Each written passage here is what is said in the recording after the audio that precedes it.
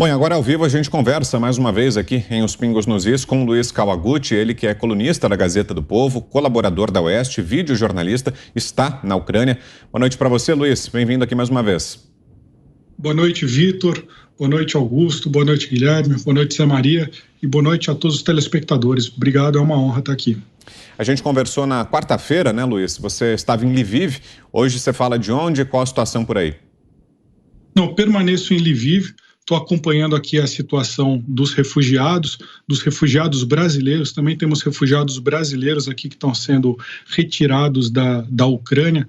O governo brasileiro estimava que cerca de 200 brasileiros estavam na Ucrânia. Desses 200, 150, cerca de 150 eles já saíram da Ucrânia. A embaixada está tendo um papel muito ativo nisso, está fazendo comboios e levando esses refugiados para a fronteira, para que eles não tenham que passar por essas grandes filas aí, como a gente está vendo nas imagens. Essas imagens foram gravadas na principal estação ferroviária de Lviv. E ela fica do lado de uma grande rodoviária, da onde saem as principais linhas que levam à Polônia. Você tem um trem que sai dessa região aqui de Lviv. Essa é a fila para entrar nesse trem para chegar até a cidade de Przemyśl, que fica na fronteira polonesa. Então você vê aí que tem centenas de pessoas aguardando na fila, saem vários trens por dia, não tem hora para sair esse trem, porque tem uma situação de segurança também um pouco complicada, então as pessoas têm que chegar bem cedinho, ficar esperando até liberar o trem da Polônia. E aí são horas de viagem. Quando chega em Przemyśl, eles ainda têm que ficar, é uma cidade lotada, eles têm que aguardar outros trens para outras regiões da Europa. Também é possível fazer esse trajeto de ônibus. A gente está vendo aí uma parte da rodoviária que leva também não só para a Polônia, mas para a Eslováquia também. Então, o movimento não para nessa cidade, são milhares e milhares de pessoas tentando sair. Eu estava fazendo uma reportagem para a Revista Oeste ontem e conversei com muitas dessas pessoas. Tinha uma refugiada chamada Alina, que ela estava contando que ela morava na cidade de Kharkiv, que é no nordeste da Ucrânia. Foi uma das cidades que foi mais bombardeadas até agora. Alvos civis, inclusive, foram atingidos. O que ela estava contando é o seguinte: olha, eu acordei às 5 da manhã, eu não imaginava que iam atacar a cidade com essa ferocidade, e a cidade começou a ser bombardeada. Ela pegou o que ela conseguiu, pegou a mãe dela, foi para o centro da Ucrânia, falou, não, aqui estamos seguras, mas ela viu que as tropas, o noticiário começou a mostrar que a invasão russa começava a chegar mais perto da região central. Ela pegou a mãe dela e foi para essa cidade onde eu estou, que é Lviv, com a esperança de chegar na Polônia. E você vê o desespero no rosto de pessoas como essa mulher. Ela não tinha planos, ela pegou o que ela conseguiu da casa dela, botou numa mochila e foi embora. Então a gente vê que são milhares de pessoas que ficam em temperaturas muito baixas, e por outro lado a gente vê um lado positivo aí, muitos ucranianos vinculados aí à Cruz Vermelha ou não, vieram lá trabalhar gratuitamente para dar comida, para dar bebida, para dar orientação para essas pessoas. Você vê que elas vêm com pequenas malinhas, não trazem comida, não é que falta dinheiro, mas não tem local para tanta gente comer aqui. Então tem uma série de voluntários que apareceram espontaneamente, servindo aí cafezinho, servindo pão, sopas, sanduíches, e o trabalho intenso dos voluntários, né? Porque esses refugiados chegam lá, eles não sabem exatamente para onde ir, o que fazer, como que eles vão sair do país. Inclusive essa cidade de Lviv, ela não é simplesmente um ponto de saída. Aqui é considerado um porto seguro, onde acredita-se que, por enquanto, não vão haver ações militares. Então, além de...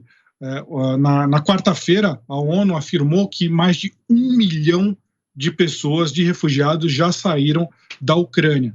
E além desses 1 milhão, 160 mil pessoas são deslocados internos, ou seja, pessoas que deixaram as suas casas para poder ir para uma outra região ainda dentro do país. E essa região que elas encontraram foi exatamente a área de Lviv, que é considerada a mais segura. Então a cidade está lotadíssima, a maioria das representações aí diplomáticas vieram para cá e o pessoal acredita que é uma cidade que está livre aí de bombardeios, apesar de vez em quando aí soarem os alarmes de ataque aéreo.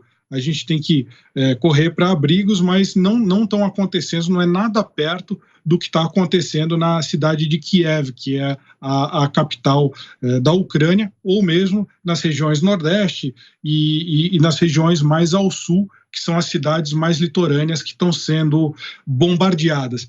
Então, realmente aqui, apesar de não haver o conflito militar em si, existe uma situação de guerra na medida em que milhares de refugiados, aqui vigora a lei marcial, aqui vigora toque de recolher, 8 horas não pode ter mais nada aberto, 10 horas da noite ninguém pode circular nas ruas. Então é uma cidade em clima de guerra. Bom, e essas imagens que a gente está acompanhando no decorrer da entrevista foram feitas pelo próprio Luiz lá em Lviv. Essas imagens da movimentação dos refugiados, da estação rodoviária, da estação de trens, tudo isso foi filmado pelo Luiz durante essa passagem dele pela Ucrânia. Ele está registrando tudo e a gente trazendo aqui para você também. Guilherme Fiuza, sua pergunta, Fiuza. Boa noite, Kawaguchi, parabéns pelo seu trabalho, obrigado pela sua participação. Essa questão levantada pelo Augusto Nunes, quer dizer, eu não sei até que ponto a sua reportagem já está conseguindo captar lá da Rússia, né? Quer dizer, em relação às pessoas que você tem podido conversar na Ucrânia, qual é o sentimento da população da Rússia, né, em relação a essa guerra que, de fato, será determinante para a evolução dela? Olha, eu consegui conversar com... Aqui é muito comum que os ucranianos tenham amigos, familiares russos. E o que eles têm falado aqui, conversei aí com pelo menos 2 ou 3 ucranianos que tinham familiares muito próximos lá na Rússia, e eles dizem que o pessoal está desesperado, porque da mesma forma que aqui na Ucrânia as pessoas estão saindo de suas casas, estão sofrendo por conta da aproximação aí de bombardeios e de guerras, as sanções econômicas da Rússia estão sendo muito severas. Então, a moeda, o rublo, já que desvalorizou 30%, deu uma melhorada, aí caiu, foi para 20% de queda aí do valor da moeda. Os russos já compraram estima-se que mais de 1,6 bilhão de dólares em criptomoedas para tentar escapar, porque é muito difícil você comprar dólar da Rússia, dentro da Rússia agora, porque a Rússia está desconectada aí do sistema SWIFT, que é o que permite as transferências monetárias internacionais. Apesar da Rússia ter uma grande reserva de dólares, está muito caro para o russo comprar dólares para tentar fugir da desvalorização da sua moeda. E lembrar que o que é desvalorização de moeda? A gente imagina aí no russo médio que tem aí as suas economias por anos juntando aí para a sua aposentadoria, e de repente ele vê isso desaparecer. Ele vê do dia para a noite 20%, 30% do que ele economizou desaparecer. E a perspectiva é que só piore isso, né? A Rússia, a tendência é que ela se volte para o seu mercado interno, mas mesmo assim o grau de incerteza que está acontecendo lá é muito grande. E o que esses familiares falaram para os ucranianos é que os empregos as pessoas estão sendo demitidas dos empregos, estão perdendo seus trabalhos, estão preocupadíssimas com o futuro, porque não sabem como é que vão conseguir pagar as contas aí daqui para frente, né? A economia russa está um caos. E isso se reflete aí num sofrimento muito grande da população também. Augusto Nunes. Luiz, parabéns aí pelo trabalho. Eu queria saber o seguinte, como é que está sendo, o que está acontecendo com o abastecimento aí de coisas essenciais, né? Eles estão conseguindo, os ucranianos, comprar pão, comprar leite, essas coisas, ou já está ocorrendo desabastecimento? Olha, o desabastecimento ele está sendo muito presente na capital, em Kiev. Eu conversei muito com as pessoas que vieram de Kiev entre ontem e hoje, e eles falaram que não é possível você comprar mais gasolina. Difícil, a maioria das lojas já está fechada. Os hotéis estão expulsando seus hóspedes e fechando as portas, porque eles falam, eu conversei com um jornalista português hoje que estava hospedado em Kiev até 2 dias atrás. Eles bateram na porta dele e falaram, olha, não tem mais comida, não tem mais água, a gente não sabe até quando vai ter eletricidade, então a gente está fechando as portas. E essa é a realidade da capital, segundo o relato das pessoas que têm chegado de lá. Aqui em Lviv, que é considerado mais esse porto seguro, eu frequentei alguns supermercados, ainda há muitos produtos nas prateleiras, mas lá já estão se formando aí filas, o movimento nos mercados não para. Eu acho que, diferente de Kiev, as pessoas ainda não começaram a fazer aqueles grandes estoques de comida. Então ainda é possível você chegar no supermercado e encontrar comida. Mas o horário é muito restrito. Eu presenciei uma cena hoje, por volta das 20 horas aqui, a gente está 5 horas na frente, em que deu 7 e pouco, o comércio já começou a fechar. E as pessoas ficavam desesperadas, falaram, mas é 8 horas que tem que fechar. E aí os seguranças falaram, não, mas a gente vai fechar antes. E as pessoas ficavam desesperadas porque não conseguiam comprar aí os mantimentos, gente chorando na porta do mercado. É uma cena que não é comum, ou seja, aqui na área mais oeste do país, onde a guerra ainda não chegou, não tem essa loucura por alimentos e gasolina, mas já está sendo afetada. Essa questão do toque de recolher, você não vê, é impossível você... depois das 7h30, 8 horas, você achar algum restaurante aberto. Você só acha no máximo dentro de algum hotel, mas o comércio inteiro fechado e a cidade fantasma depois das 8 horas. Não circula táxi, não circula ônibus, e se você for pego depois das 10 circulando a pé, você pode ter problemas aí, porque vigora a lei marcial. Ana Paula Henkel. Boa noite, Luiz. Parabéns pelo trabalho e stay safe. Na verdade, eu tenho 3 perguntas dentro de uma pergunta. O que você puder responder, eu agradeço muito. Primeiro é se realmente alvos civis agora estão sendo atacados, como algumas imagens estão chegando aqui. Como nós comentamos quando você esteve aqui com a gente essa semana, a guerra de informação ou desinformação é uma guerra também brutal, né? É uma guerra dentro da guerra. E os ucranianos dizem que, por exemplo, o incêndio na usina nuclear que foi reportado ontem na mídia mundial foi um ataque dos russos à usina nuclear. Os russos dizem que essa usina já tinha sido tomada em 28 de fevereiro e que foi um incêndio programado pelos ucranianos. O que você sabe disso? E a última pergunta é se essas sanções americanas aos bilionários russos aqui nos Estados Unidos, se isso vai surtir algum efeito em Vladimir Putin. Então, eu queria começar com essa... Obrigado, Ana Paula, obrigado a todos aí pelos votos, fico muito agradecido. Eu queria começar com a questão da usina aí, de Zaporizhzhia, que eu acho que essa é a pronúncia certa.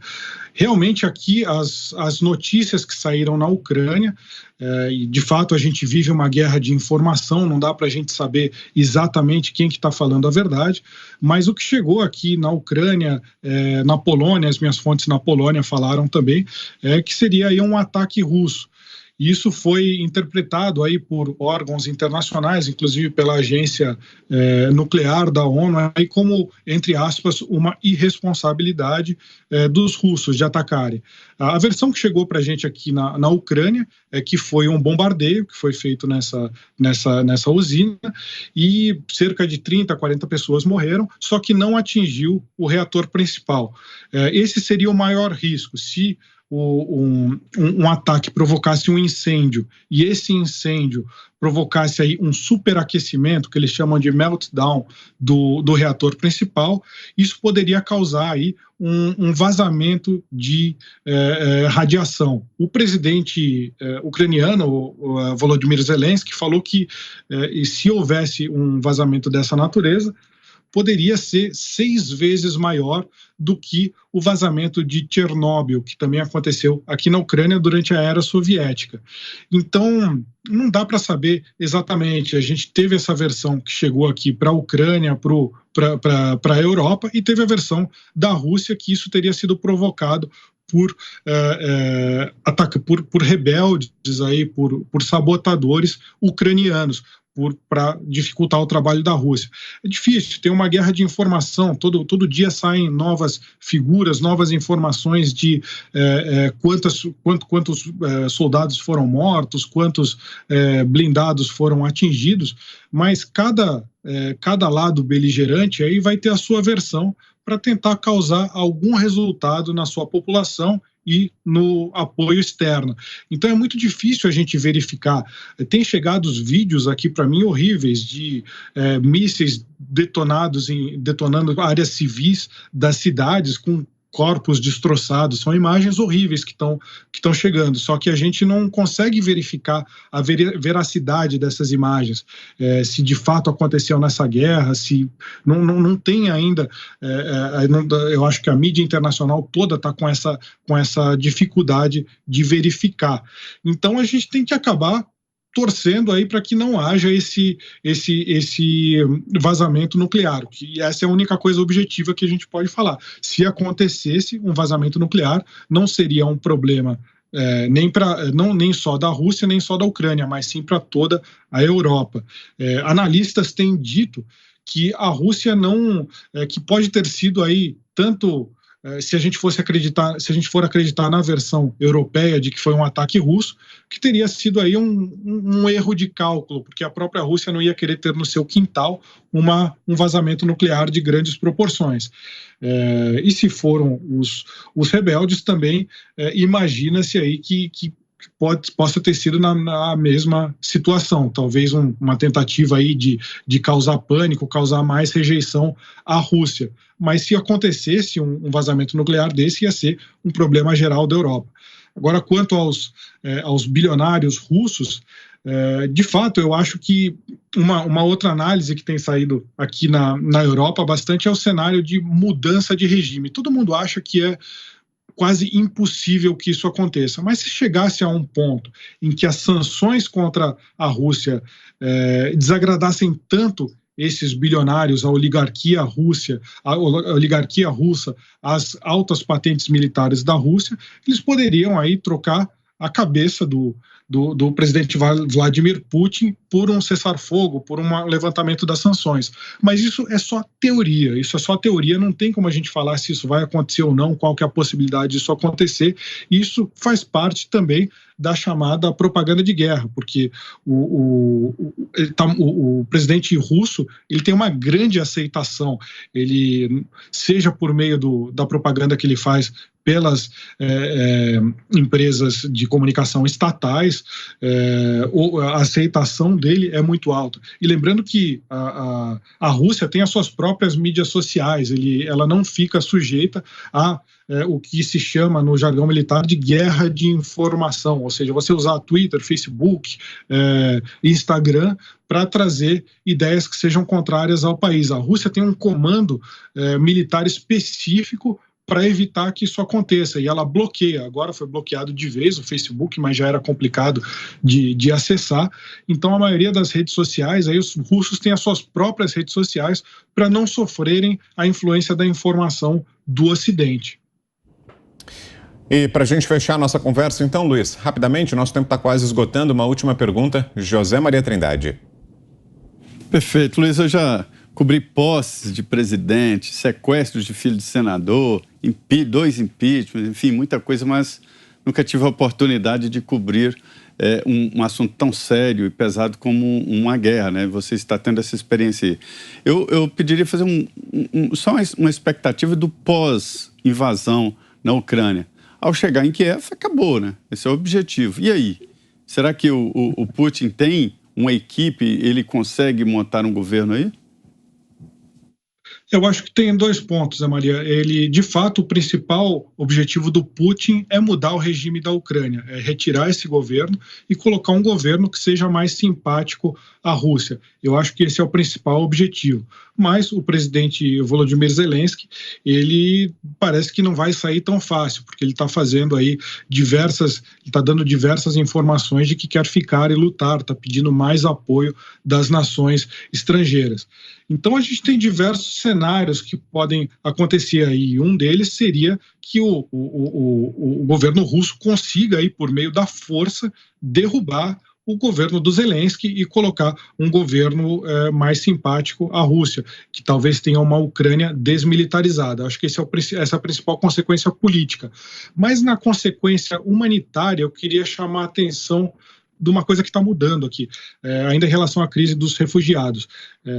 Até o ano passado, toda a Europa era contrária à entrada de refugiados, a Europa Central, né, Polônia, Hungria, Grécia, eles eram muito contrários à chegada dos imigrantes. E com a guerra da Ucrânia, esses imigrantes eles ficaram de braços abertos. Agora, a União Europeia está estudando uma forma de que essas pessoas possam ficar até 3 anos em território europeu. Só que hoje vem uma nova notícia. Existem, pelo menos na Polônia, grupos aí os hooligans que eles falam, né, seriam os torcedores de futebol mais extremados aí, né, seriam grupos de extrema direita que o que está sendo propagandeado na Polônia e na Europa é que esses refugiados de guerra, eles são europeus, são cristãos, são pessoas iguais aos europeus.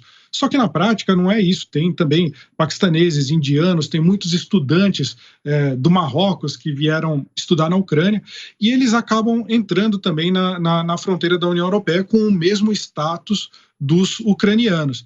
E começaram a aparecer grupos nacionalistas, pelo menos na Polônia, para tentar impedir a entrada dessas pessoas. Então é preocupante. O que a gente viu, o que a gente comemorou há alguns dias atrás da Europa estando de braços abertos para os imigrantes, parece que não é bem assim.